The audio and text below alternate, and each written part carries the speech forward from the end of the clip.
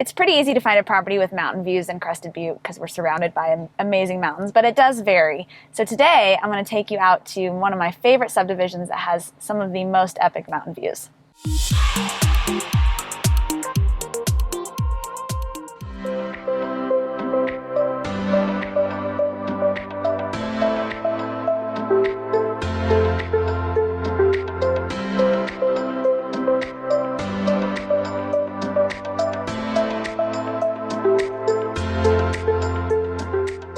So we're in the Skyland subdivision, and I'm standing up here at the pavilion on Lake Grant, which is right behind me. This is on Skyland Drive, which is one of my favorite streets in all of Crested Butte because it's elevated up above the golf course and overlooks all of the mountain range, plus you can see into downtown Crested Butte.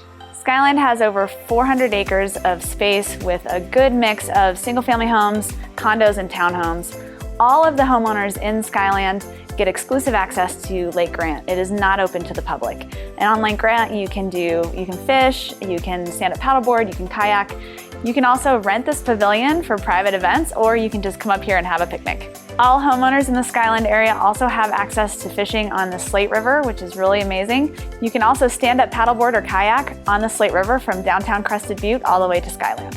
One of the questions I get all the time is, if I buy a home in Skyland, does that automatically give me a country club membership? And the answer is it does not. They are not exclusive partners. In my opinion, one of the benefits of living on the golf course is all of the open space it provides. Of course, it does limit you a little bit more on privacy because you do have golfers in your yard during the summer, but it is such a beautiful spot that who cares if they're golfing in your yard? So now we're gonna head down to two other subdivisions that are surrounded by Skyland that are often confused to be a part of Skyland, and that's the Rivergreen subdivision and the Silver Sage subdivision.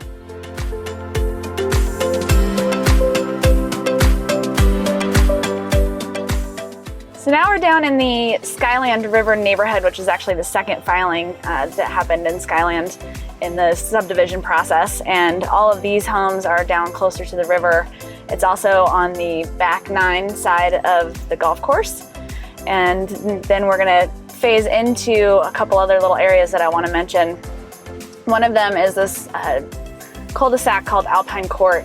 And Alpine Court was originally deed restricted. So all of the homes here were for locals and affordable housing, but when the market crashed in 2008 and 9, the homeowners were having a hard time selling with the deed restriction, so they actually were able to have the deed restriction removed. And now they're all open market homes. So that's something that's really interesting. But all of the houses over on Alpine Court right here are all along the river, which is really lovely. So now we're kind of on the backside of the 17th fairway. There's also the mechanic shop back here for the greens crew for the golf course. But we are entering into Rivergreen subdivision. And I love Rivergreen because it's a small subdivision, like a really tight community of locals and second homeowners. There's only 17 home sites in here. All are built on, so it's fully developed. And the homes on the left as we're driving in all back up to the river.